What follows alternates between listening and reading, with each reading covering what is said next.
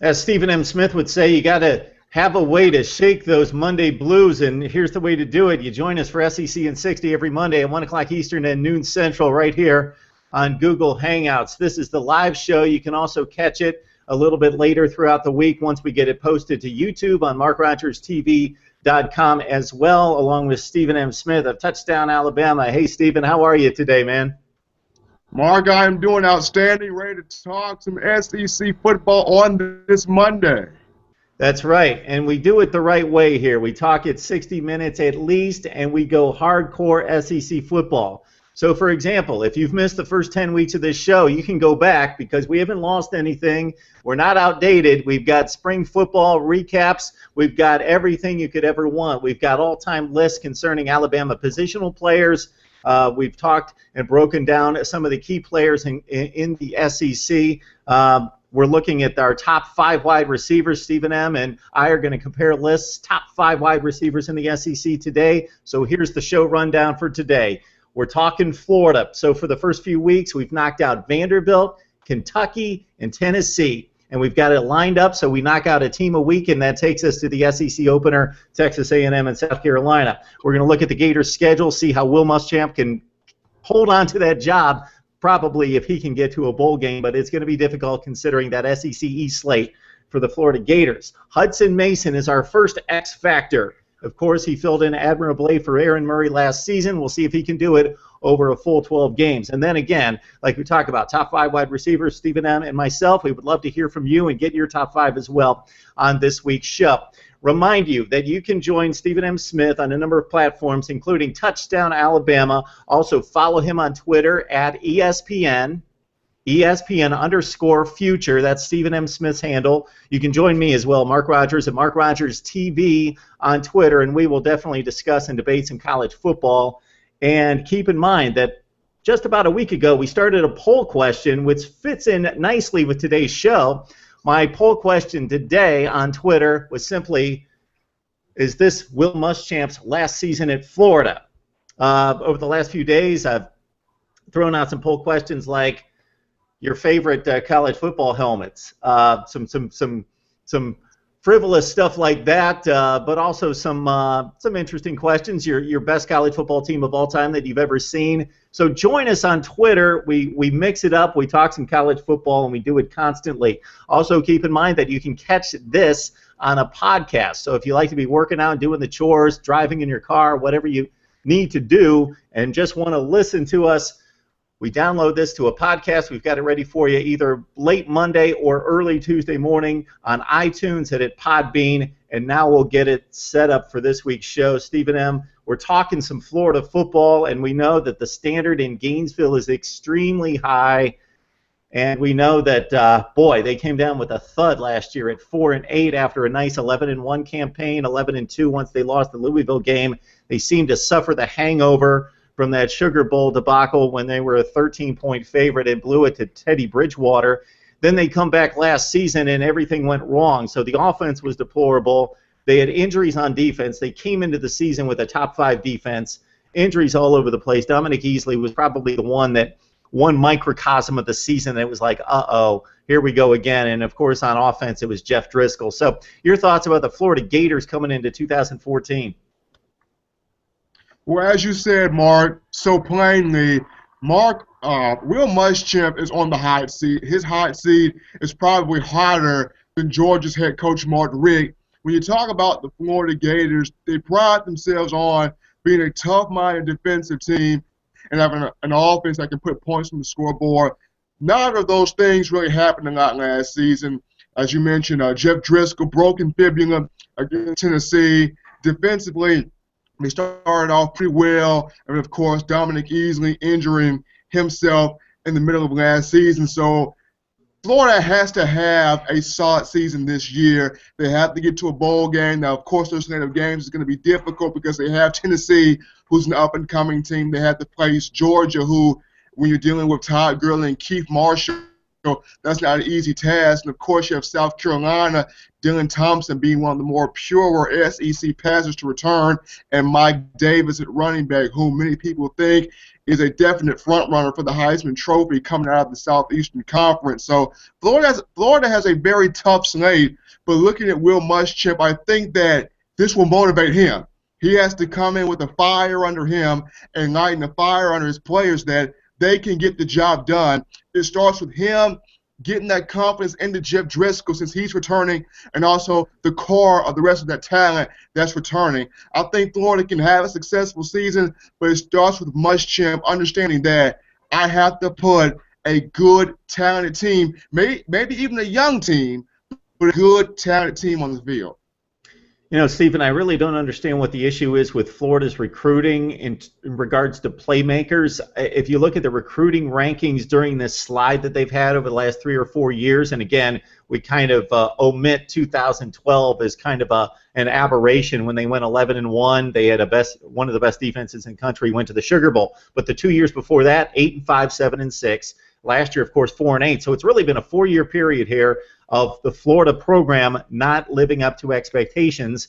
And I think the number one culprit in all this has been the lack of playmaking ability on offense. If you look at the recruiting rankings, it seems as though they've recruited maybe not with the elite, not with Alabama and some of the other schools, Florida State, Ohio State, the teams that you constantly see in the top 5 rankings in the recruiting wars, but they've been very, very good in the top 15, but they have gotten nothing out of that playmaking position on offense since Percy Harvin and those guys were there, and at the end of Urban Meyer's run in 2009, which, of course, he actually had a 5-loss season there at the end after they had the good run through 08, winning the national championship. Well, actually, 09, I'm sorry.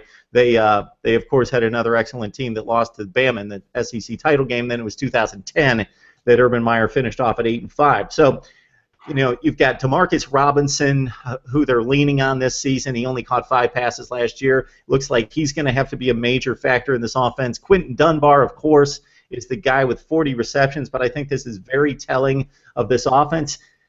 A guy with his elusiveness and his speed caught 40 passes last year, 0 touchdowns. Lamont Fullwood caught 17 passes last year, no touchdowns. I'm hearing a lot about Chris Thompson, although we've not seen him on the field yet. He only caught 2 passes last year, but he's supposed to be the fastest kid they've got on the outside, Chris Thompson. They're going to have to find playmakers on this offense because Jeff Driskel gets a lot of the blame. That I don't know that he's had anything. He had Jordan Reed at tight end. He's not a game breaker, game changer. Of course, we see him with the Washington Redskins, so he was very, very capable of first-rate tight end, but they need guys on the outside who are going to scare people. And since Rainey and Demps and Percy Harvin, they haven't had that. So Jeff Driskel, you mentioned the injury last year. If you go back a season before that, he didn't light it up. But he did what he had to do to win games, move the chains, moved it with his legs a lot with 500, 600, 700 yards rushing on the season. So he did what he had to do to complement Mike Gillislee out of the backfield running the football and with the great defense they had, and they went 11-1. 14 touchdowns, 5 picks. So he had a nice ratio, took care of the football, did what he had to do 2 years ago.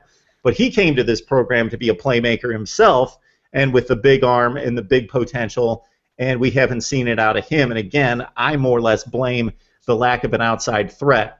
I think one guy that I'm really interested to see this season, Stephen, is Kelvin Taylor, who, depending on your service, was generally rated the #1 recruit at running back coming out a year ago. He started to get carries in place of Mac Brown over the last, 2/3 of the season. And if you consider the defenses that they face, number one, and then the defensive mentality they face, meaning everybody was stacking the box, no threat of the passing game. Kelvin Taylor ran for 4.6 yards a carry, over 500 yards, 4 touchdowns as a true freshman. So I think the future is very bright for him, and he might be the name of this. He might be the name and the face of this program going forward. Of course, they got the reliable Mac Brown as well, and then they got this kid they call the bowling ball. His name's Adam Lane. He's like 5'7", 225, 230, something like that, who's going to shake things up and get some short yardage carries as well. So any other thoughts about this Florida offense and what they could possibly do to shake things up and put some points on the board? Well, Mark, it's going to start off with them getting that vertical deep threat in the passing game. As you mentioned, Jeff Driskel a couple of years ago in that 11-1 season before they played, of course, Louisville. Jeff Driskel did what he had to do to get the job done. You mentioned 14 touchdowns, 5 interceptions. It was a great ratio. But without playmakers on the outside at the receiver position, even at the tight end position, it's kind of hard to get things going. But going back to the running game, the running backs that they have can get the job done. You mentioned Lane. You mentioned a Kelvin Taylor at the running back position. So, but they have some pieces there. They need to continue to build around those pieces, try to get some recruits this offseason to put around those pieces, especially if they're trying to recruit for the 2015 class. Try to get some people to build around what you already have there and grow from there. As I mentioned, this is the make or break year for Will Muschamp. This is the season in which the Florida organization, the administrations, the board of trustees, where they figure out, is he the guy or is he not the guy for the Gator system down there in Gainesville, Florida? So this is his make or break year. This is his year on the hot seat where it's the most highest. So he has to find out, how am I going to make this offense as explosive as I can get it? And most importantly, how can I make defense a respectful defense, not just in the SEC, but in the nation itself?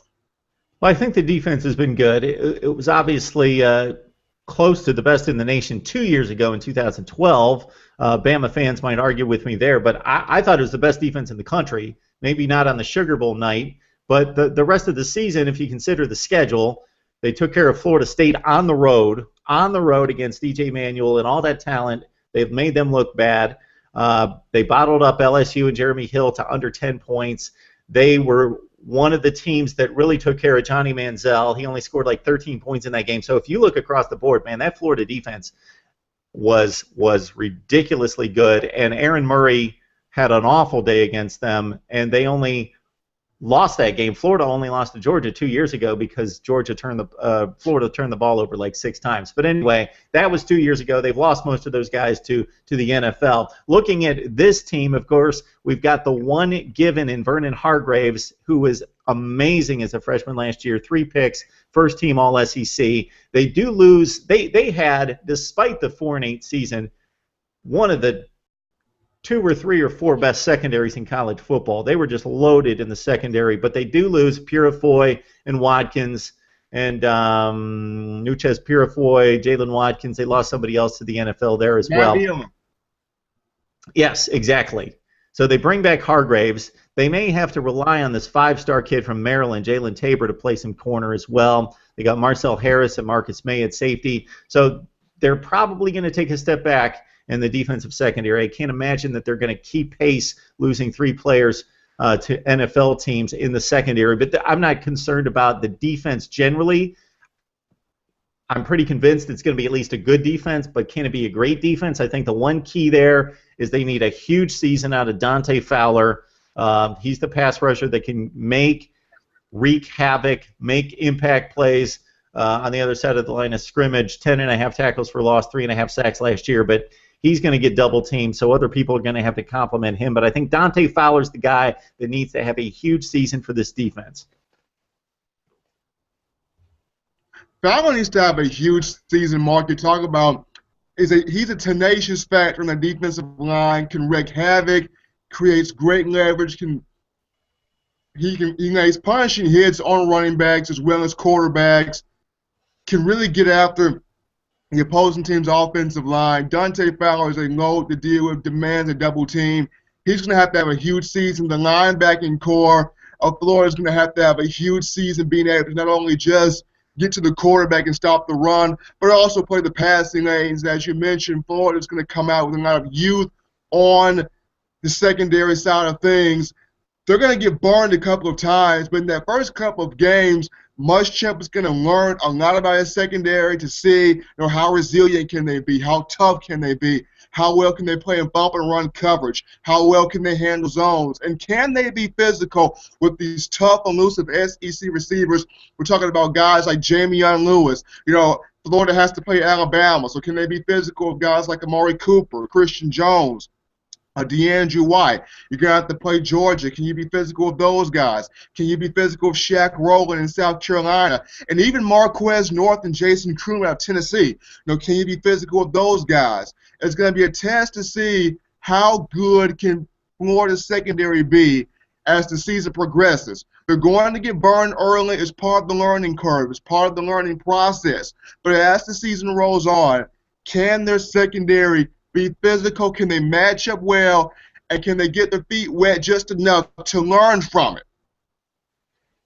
No, Stephen, unless you have anything else on the defense, you alluded to the schedule. You talked about how difficult it's going to be and how the matchups, wow, they're really going to be tough throughout October, November, especially for this football team. I wanted to look a little bit more closely at the schedule. And if you've joined us here on SEC 60, we've done this every week. Again, Vandy, Kentucky, and Missouri, and also Tennessee. To date, we've looked at the team, done team previews, and also dissected the schedule. So with the Florida Gators, here, if you look at the schedule, Stephen M., okay, they got to come out of the gate 2-0. That's pretty obvious. Idaho and Eastern Michigan. And then after that, they dive into the SEC. And what I look at when I look at an SEC schedule is we know that everybody in the same division plays each other. And then they play two opponents on the other side. They've got a cross rivalry that stays the same. So for Florida, that's LSU every year. So that's not real favorable for them that they've got to see LSU every year. But it's been a great matchup throughout the years in the SEC. So the other game is a round-robin game. So think about this, Stephen M. Last year, Florida's round-robin game, their one other out-of-division game was Arkansas. They won that game in the Swamp 30-10. This year, they replace Arkansas with Alabama. So that's not real favorable for Will Muschamp winning enough games to keep his job and get to postseason play. So that's the replacement in last season's schedule. So the Gators face the same schedule. Of course, home and road's different, but they don't have Arkansas, which was a win last year, one of their only 4 wins and one of only 2 or 3 in conference play. I think they were 2-6 in the SEC, and they got to replace that game with a game at Alabama. So you got to consider that almost a certain loss. Stephen, if you look at the first 2 games, those should be wins. Then after that, Kentucky's recruited well. They're going to put up a fight. Florida should win that game. They're going to be heavily favored. Then it gets really brutal. They go to Alabama. They go to Tennessee. They've got LSU at home. They've got Missouri at home. They've got Georgia in that annual rivalry in Jacksonville. They've got Vandy. They've got South Carolina. They've got no break for like 7 consecutive games. They got to face basically outside of Tennessee teams that have finished in the top 10 or top 25 in the last 2 or 3 years. All of them. It's going to be very difficult. They're going to have to win. They're going to have to break even in those games to get to a bowl game. They're going to have to in those 7 games, they got to go 3-4 to get to a bowl game, because then at the end of the year, they're staring at Florida State again. So, wow, it's going to be tough, Stephen. It's going to be difficult, and this is where the mental toughness has to come in, especially when you play Alabama. You have to come to Bryant-Denny to play Alabama. Of course, Alabama most likely will have Jacob Coker at quarterback. Florida has got to bring pressure to Coker. They've got to be able to take away either the run game or the pass game from Alabama. Alabama's going to come out defensively, ready to either attack Jeff Driskel, or come out for the run game. Florida's got to be mentally tough against Alabama. As you mentioned, Tennessee, that game at Rocky Top in Neyland Stadium over there in Knoxville. You have Justin-Wesley, who may get the nod from Butch Jones to play quarterback. Florida has to come after him and stop the run. You can't allow him being Justin-Wesley, to play pitch and catch with Marquez North and Jason Kroom all day, or Tennessee can tear you apart. They've recruited well, but I still think Tennessee and Kentucky are still building the floors of the house. They're still building the floors of the house. They haven't gotten to the walls or the roof yet. They're still building. But don't think for a second that those 2 teams are not going to put up a fight against Florida. They will. You look at South Carolina and Georgia, 2 teams that are heavily going to run the ball. More so Georgia, because Hutson Mason, you want to take a lot of pressure off him as you possibly can. So that Georgia's going to rely on a lot of Todd Gurley and a lot of Keith Marshall. Now, yes, they're going to pass the ball, but as I mentioned, Georgia's offensive line is going to want to take as much pressure off of Hutson Mason as they can. And then as you look at South Carolina, yes, it's Mike Davis, it's Dylan Thompson, it's Shaq Rowland, and the pieces that South Carolina brings back defensively. It's going to be tough on Florida, but it starts off with coming in, hitting that film room, hitting that weight room, and getting the confidence that if I can hang with these teams, I have a shot. But it's about studying the game film and coming in with as much confidence as you can and playing for your coach. Because as I said, Will Muschamp is dealing with a low deck. He's dealing for his life right now. He is playing for his Florida coaching life right now. So those players have got to be ready to play for the coach, play for him, play for yourself and play together, but play for him because he's dealing with a very low deck. He's got no jokers. He's got no aces. He is dealing with a very low deck. That pretty much sizes it up right there. Unfortunately, in the world of athletics, the other guys on the other side, they're fighting for their lives. They're lifting weights. They're running. They're going through two-a-days and going through the grind as well. It's not like going to the office job where if you do your best, you're going to succeed, or you're going to school. You don't have somebody, ripping up the book while you're trying to read it. You got the other guy, and somebody's got to lose these games, and somebody's got to win them. If you look at this schedule, Stephen M., the first 3 games they got to win: Idaho, Eastern Michigan, Kentucky. They're going to lose at Alabama. Not that it would be a monumental historical upset if they won it, but they're going to be a 3-touchdown underdog. They're not going to win that game. Then they've got these games that are against programs that right now are on the same level, and they got to win those battles to have a successful season. I'm talking about Tennessee, and I'm talking about Vanderbilt. Those two in particular, they're on the same. And I know Vandy went 9-4 last year. I understand that on the field they performed better. But I'm talking in terms of talent and where the program is right now. I'd put Tennessee, Vandy, and Florida on the same plane. And they got to win those battles. Those are the teams they got to compete against. That would be awesome if they could steal one against Georgia or South Carolina. They probably won't. The one game that I think they could steal, LSU at home. It's about 6 games into the season. Yeah, 6th game of the season in October. They got LSU at home. We know that LSU's loaded with talent. New quarterback. Don't have Jeremy Hill. Don't have those 2 special wide receivers. LSU's looking for a playmaker on the outside, and they don't have a proven one. I'm sure they'll find somebody, and we've talked about those in previous shows, who LSU has up and coming to replace Jarvis Landry and Odell Beckham Jr., but they're not proven. And the defense is going to be really good. It's LSU, but it's not going to be a classic LSU great defense. So they could steal that one if I'm looking at an upset this season for Florida, and that's what they need. You talk about Will Muschamp needing a break and this team needing confidence.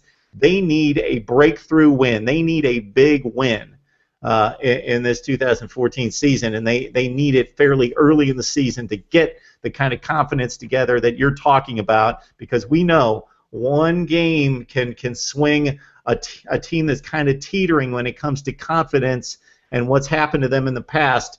It either can break them through to bigger things, or it can send them spiraling down, kind of like it did Florida last season. So good look at the Florida Gators there, Stephen. And you brought up Hutson Mason in the matchup that they've got, of course, with Georgia every year, one of the great rivalries in college football. And we're going to go with a little X Factor section of the show through the rest of the summer as we get to the season, because we've talked about this, Stephen. This was the best quarterback class, and if anybody has other suggestions out there of better quarterback classes in the SEC, I would like to hear about it. But I think this was the best one in 2013 in the history of the league. Now, what they do in the NFL is anybody's guess. But when you talk about the most prolific record setter at Georgia and throughout the SEC in Aaron Murray, a great winner in A.J. McCarron, of course, Johnny Manziel and his legacy well established, Zach Mettenberger, and James Franklin, let's not forget what he did at Missouri and leading them to an improbable SEC championship game appearance.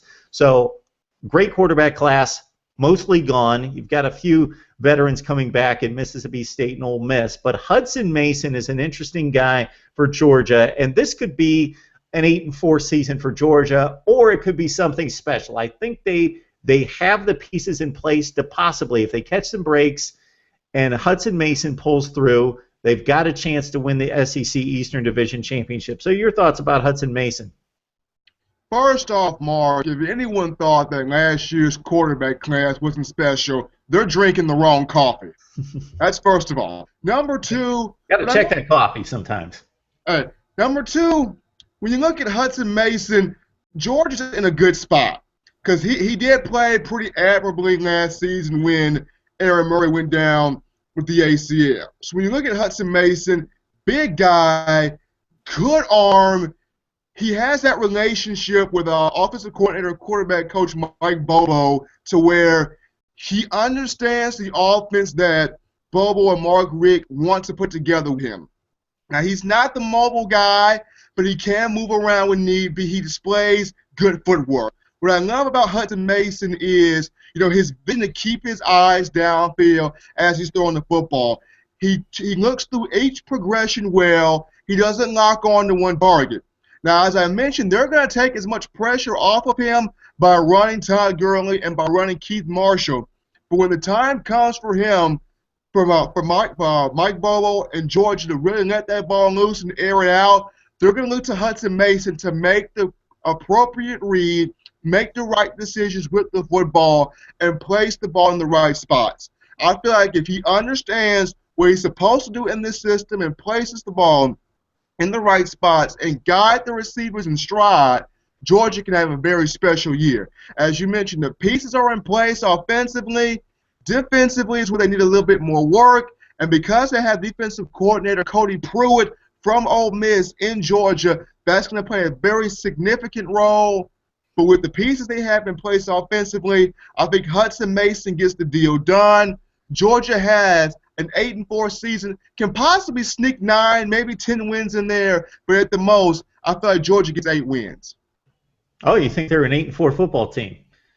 Okay, I will go along with that. A little bit later in the summer, we'll, of course, break down the schedule and give it a look. I haven't locked in on how many wins I think Georgia's going to get. I was just kind of tossing out. I don't think there's any question they're at least an 8-4 football team with all the talent that they've got.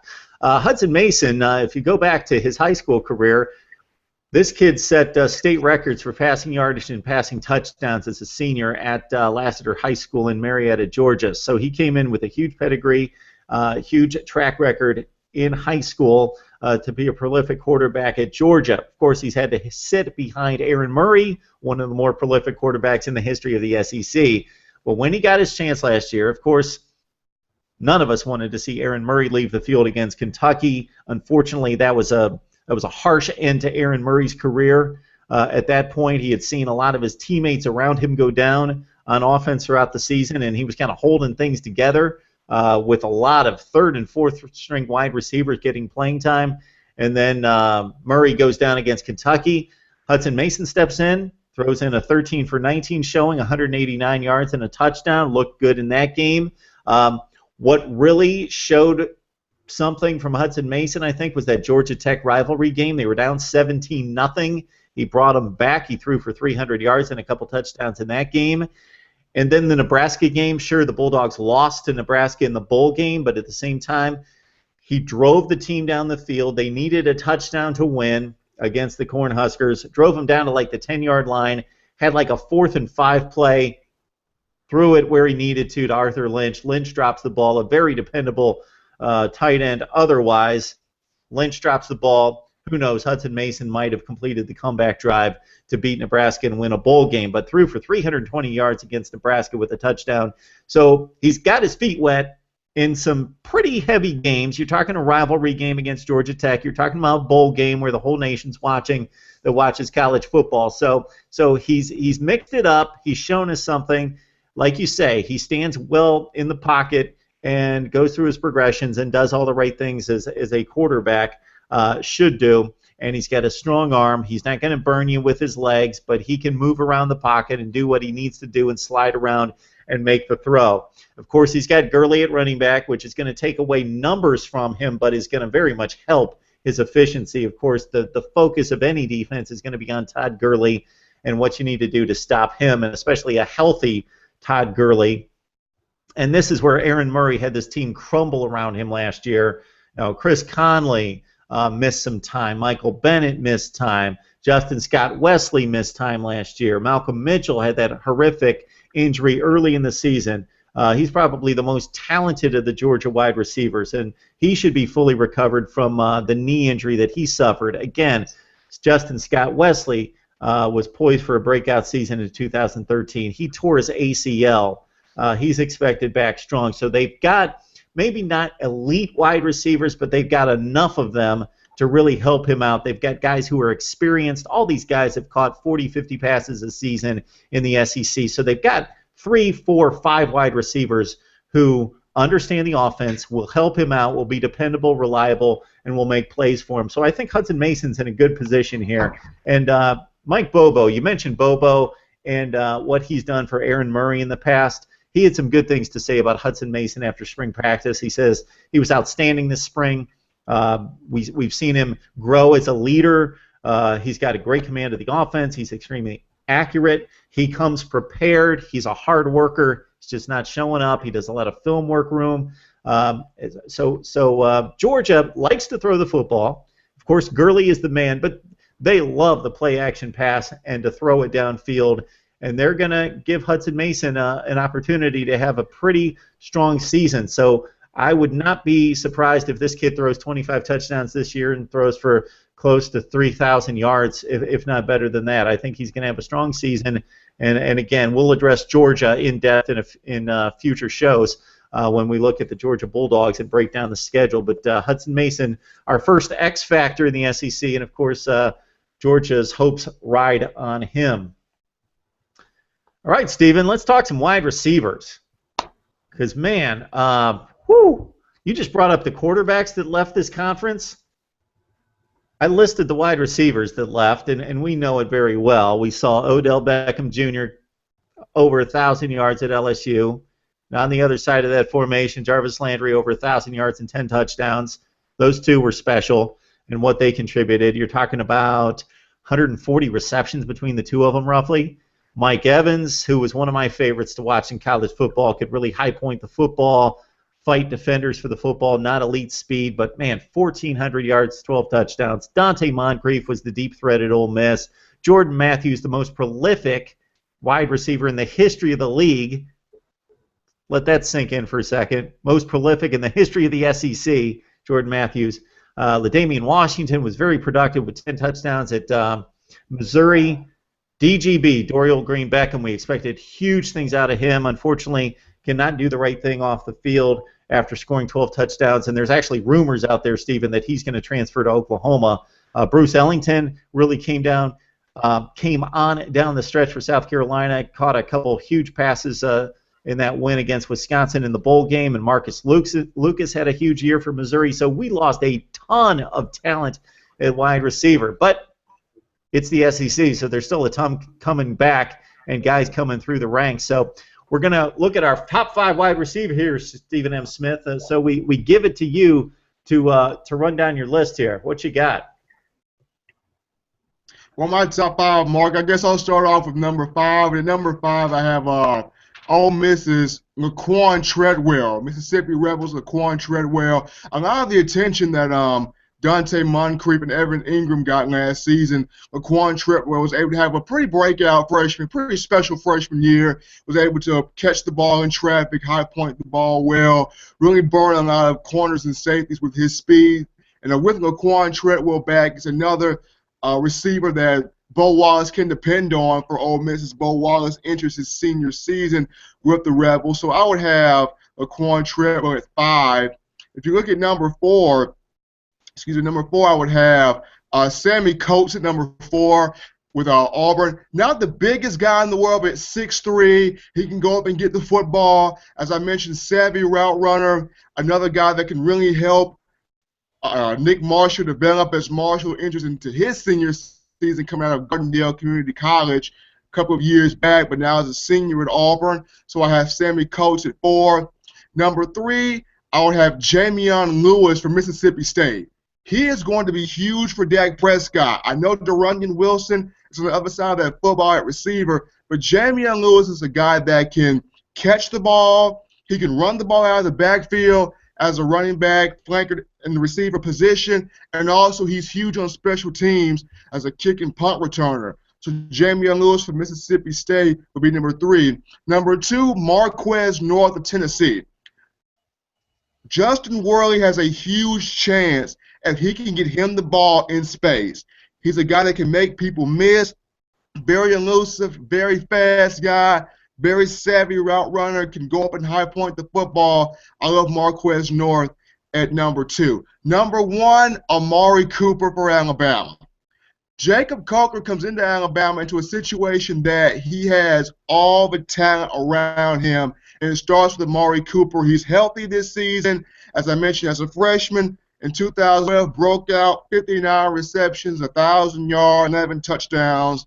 Despite struggles and a toe injury last season, Cooper finished with 45 receptions, 736 yards, 4 touchdowns. So still a threat. Still the go-to guy for the Alabama Crimson Tide.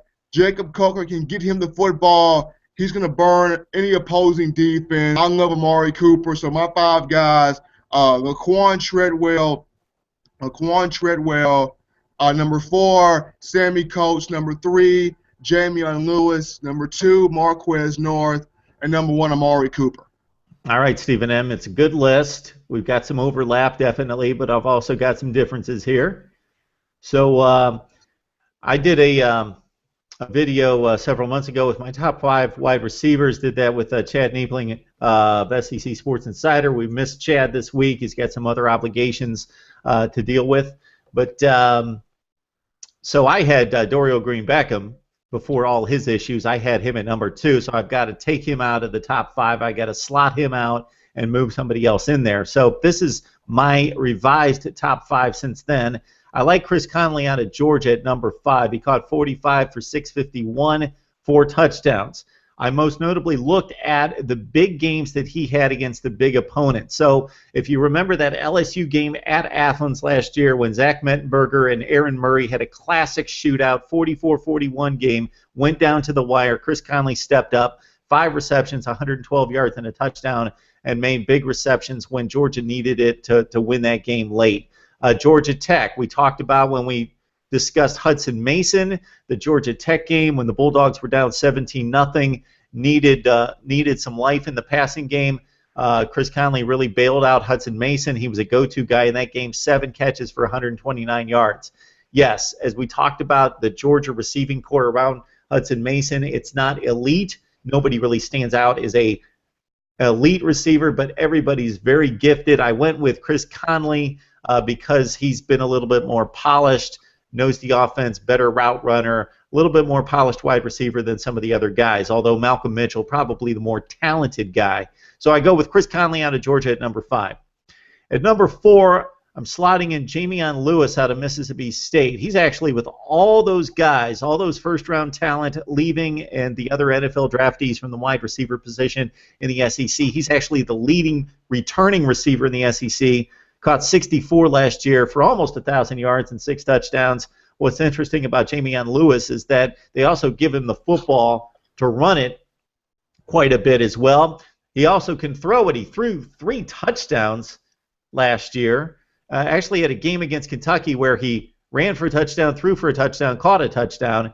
Jamion Lewis is a big wide receiver. He's about 6'3". He's a strong kid. Very good speed. I'm not going to say elite speed, but Mississippi State, look out for Jamion Lewis this year. I've got Jamion Lewis slotted at number 4 in the SEC wide receiver rank. So at number 3, I'm going with Laquan Treadwell. You had some good things to say about him. Most of us were locked in on opening night to that Vandy Ole Miss game, and boom, as a true freshman, he steps on the field, and he's making plays. He's catching like 7, 8, 9 passes in that game. True freshman, game number 1 on the road against a quality secondary. Vandy brought like a top 5 to top 10 secondary in college football last year, and he produced right out of the gate. He doesn't have elite speed. He's more of a long strider, big, tall guy. Caught 72 passes last year. Stephen, my the thing that I'm going to focus on and be interested to see with Laquan Treadwell this year is without Dante Moncrief stretching the field. He made the big plays, Moncrief, down the field. Treadwell caught more passes underneath. Are they going to expect Treadwell to stretch the field? Is he going to be able to fill that role for Ole Miss and vertically challenge the defense? Because he didn't do it last year. If you look at the yards per catch, only about 8 yards per catch. Most of the stuff was underneath for Treadwell. But he was the #1 rated receiver coming out of high school, and he showed us why in that freshman season. You can also go with the theory that most players improve the most between their freshman and sophomore seasons. So if Treadwell fits that bill, look out. Number 2, I like Sammy Coates. You made a great description on Sammy Coates in regards to what he brings to this offense, and it shouldn't be discounted just because it's a run first and second offense. Sammy Coates caught 42 for over 900 yards. So again, the yards per catch is huge in regards to stretching the field. You're talking like 21, 22 yards per reception. So, the ball's not going to be in his hands 8 or 10 times a game. It's going to be more like 3 or 4 receptions, but he makes them count. Big touchdown against Missouri in the SEC title game. Big touchdown against Alabama with that upset on the Plains last year in the Iron Bowl that moved them on out of the Western Division. So Sammy Coates, you mentioned the 6'3" size, not a huge guy, but he's got good length in fighting at defenders for the football. And we're right toe-to-toe, right in line, Stephen M., on the #1 wide receiver in the SEC. Forget the stats. Forget having a down year. Amari Cooper's the best wide receiver in the SEC. We know what he did 2 years ago. I was really impressed with what he did at the end of that season. Of course, he made the big plays against Georgia, caught the game winner to win the SEC championship, made Notre Dame look silly in the BCS title game. Last year, Stephen, you know better than I do that he had the injury issues, that he had a foot problem that really hampered him. There's thought, conjecture that maybe after the big freshman season, 1,000 yards, 10 or 12 touchdowns, that maybe he slacked off a bit. That's conjecture. Who knows? He did only have like 7 receptions in his first 6 games, but then he really kicked it into gear, had a great final 3 games with about 400 yards receiving, and I expect huge things out of Amari Cooper. Now, again, consider the Alabama offense, consider new quarterback, consider the 3 tremendous running backs they have. So we're not going to see like Fresno State-like wide receiver numbers out of Amari Cooper. That's not what I'm saying, but you're going to see big plays out of him. You're going to see important receptions. So maybe 60, 65 catches, 1,000 yards, 8, 9, 10, 11 touchdowns, something in that range. Not like video game statistics, because that's just not going to happen with Alabama in that offense. But that's my top 5. Again, I got Chris Conley at number 5 out of Georgia. Number 4, I got Jamion Lewis, Mississippi State. Laquan Treadwell, Ole Miss, is my number 3 receiver. Then we go number 2, it's Sammy Coates at Auburn. And best wide receiver in the SEC, Amari Cooper out of Alabama. I think we should also note, Stephen, got a lot of guys that are hanging around outside that top 5 that are pretty good. Malcolm Kennedy's been very productive at Texas A&M. He got 60 passes last year, 7 touchdowns. You've got almost a similar situation at South Carolina that you do Georgia. Maybe not one guy that they look to, but they got Shaq Rowland, they got Demir Burr, they got Shaq Davidson. They got some options there.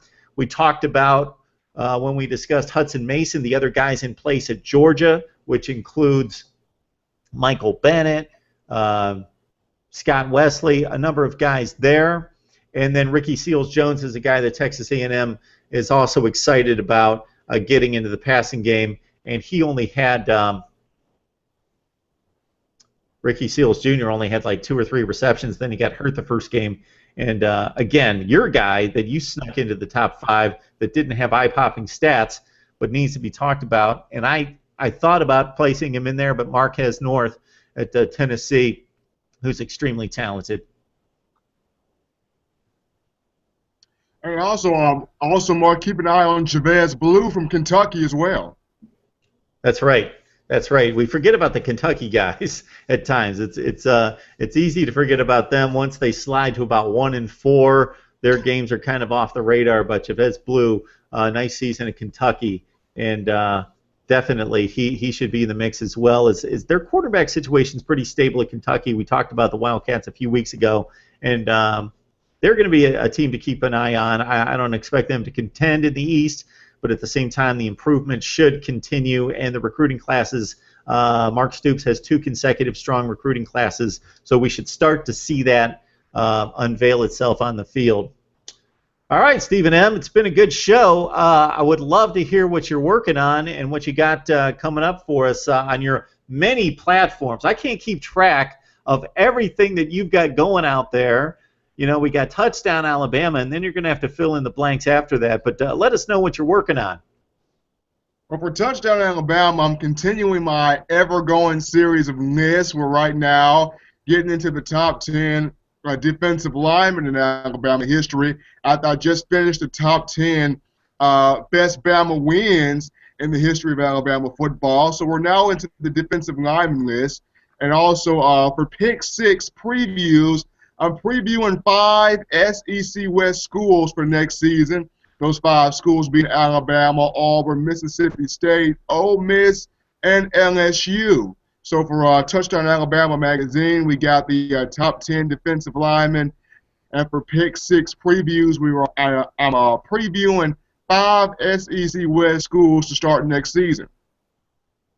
Good stuff. Excellent stuff there. I'll let people know that I'm working on a series looking at the top 10 at each position in college football. Knocked out the quarterbacks, wide receivers, running backs, offensive line, defensive line. Starting to work and research the linebackers, the DBs, going to split up the safeties and the corners, the punters and kickers. We even hit on those. And, man, we hit about 5,000 views on those total last off season going into 2013. So we want you to join in. We got a lot of comments. So make out your list. Look at the videos. Tell me where I missed it, who am I forgetting about. Again, top 10 at every position in college football. And also, along with Dr. SEC and also with Chad Niepling, we did a series between the 3 of us on the top 5 at every position, kind of what we're doing here in the SEC as well. Keep in mind also that I'm going to get cranked up talking about schedules. So you know what I had to say, Stephen, a few weeks ago about the Vandy schedule. So it got me thinking. I'm going to try to go through every schedule, every Power 5 schedule in the country, just tell you what I think. Because I wasn't real happy looking at that Vanderbilt schedule because I'm expecting more out of Vandy these years. Dominion. That's it. That's all you got to say. That's all you got to say. That gives you a little preview. So if you want to see me uncharacteristically get a little fired up, then you're going to watch that Vandy video. So I'm thinking I'm going to look at everybody's schedule across the country and look at that as well. We talked to Mr. Donald King of Last Word on Sports a couple days ago and previewed the Stanford offense and defense. Of course, as the Cardinal try to get to another Rose Bowl and win the Pac-12 championship. So all sorts of stuff going. And again, if you've stumbled upon us here, like to let you know that this is Stephen M. Smith of Touchdown Alabama. We also have Chad Niepling of SEC Sports Insider. Chad's got some other obligations that we're trying to work through. But in regards to this show, we got the SEC in 60 full minutes of SEC football, and it's only going to get better as we get closer to the season. Then look out. Once we get into the season, I can't imagine us shutting up after 60 minutes, but we're going to do our best. 60 full minutes of SEC football every Monday right here where you see us here. Google Hangouts, 1 o'clock Eastern, noon Central. But then if you missed that, we understand you're busy. You catch us on the video replay. You can look at it anytime on YouTube at MarkRogersTV, also at my website, MarkRogersTV.com. Also got the podcast available for you as well. And we really encourage you to join and follow Stephen M.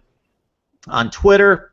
Look him up there at ESPN_future. Also myself, Mark Rogers at MarkRogersTV. Follow me on Twitter. We got a poll question every day. We want to hear from you. Today's question, is this Will Muschamp's final season at Florida? All right, Stephen M., it's been a good time. It's been a great time. All right, so we'll pick another team to preview next week. I think we'll stay in the SEC Eastern Division. We're going to look at another X Factor, and we're going to pick out another top 5 positional grouping. We've looked at the running backs, quarterbacks, wide receivers. I think it's time to look at the big guys, the big uglies in the trenches on the offensive line and give them some love next week. We have to, Mark. They're the ones that do the most work. They're the ones that have to get the job done. All right, Stephen M. Good stuff. I will try to keep pace with you on Twitter and everything that you're cranking out. I love to see it, love to hear it. So keep up the good work, man, and we'll see you next week. All right, no problem.